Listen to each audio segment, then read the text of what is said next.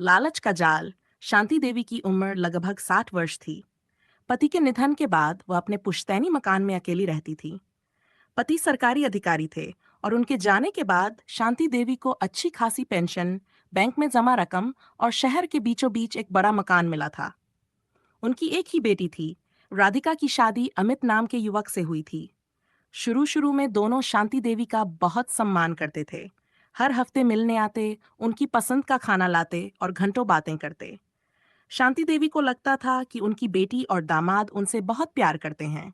लेकिन समय के साथ अमित की नजर शांति देवी की संपत्ति पर पड़ गई। एक दिन अमित ने राधिका से कहा, तुम्हारी माँ के पास इतना बड़ा मकान, बैंक बैलेंस और जमीन है। आखिर ये सब किसी दिन तुम्हें ही तो मिलना है।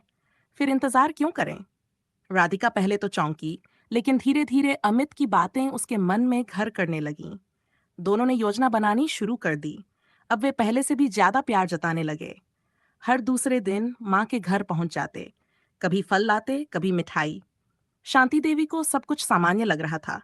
एक दिन अमित बोला, माँ जी, आप अकेली रहती हैं। अगर कोई परेशानी हो जाए तो? बेटा, भगवान की कृपा है, सब ठीक है। फिर भी सुरक्षा के लिए कुछ कागजात अपडेट करवा लेते हैं। शांति देवी मुस्कुराकर बात टाल गई, लेकिन अमित हार मानने वाला नहीं था। कुछ दिनों बाद वह कुछ दस्तावेज लेकर आया। माँ जी, ये बस बैंक की औपचारिकताएं हैं, यहाँ साइन कर दीजिए।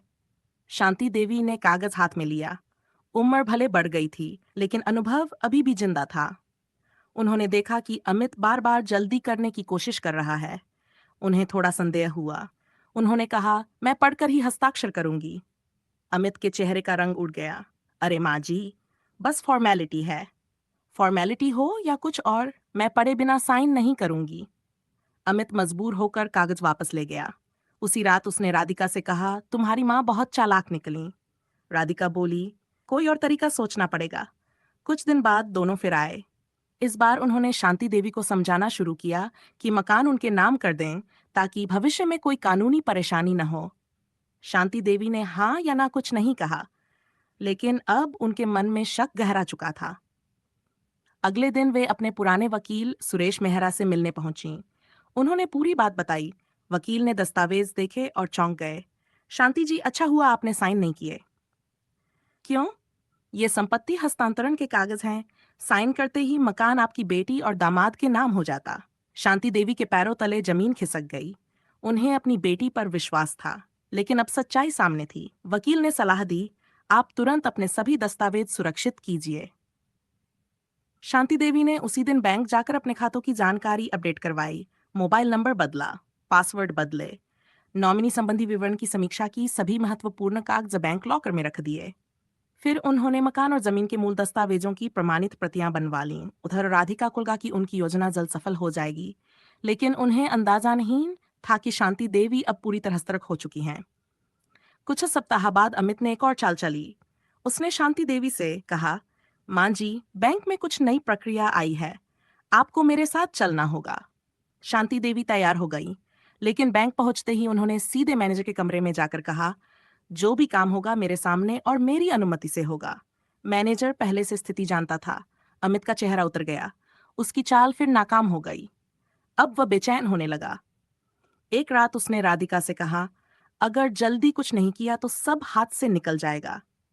दोनों ने मिलकर नकली पावर ऑफ अटॉर्नी बनवाने की कोशिश की, लेकिन किस्मत उनके साथ नहीं थी। दस्तावेज सत्यापन के दौरान गड़बड़ी पकड़ ली गई। सूचना सीधे शांति देवी तक पहुंच गई। अब उन्हें पूरा यकीन हो गया कि मामला सिर्फ लालच नहीं, बल्कि धोखाधड़ी तक पहुंच चुका है। उन्होंने तुरंत वकील से सलाह ली। वकील ने कहा, अब आपको कानूनी सुरक्षा लेनी चाहिए। शांति देवी ने अपने सभी दस्तावेजों का डिजिटल रिकॉर्ड बनवाया। एक पंजीकृत वसीयत तैयार करवाई।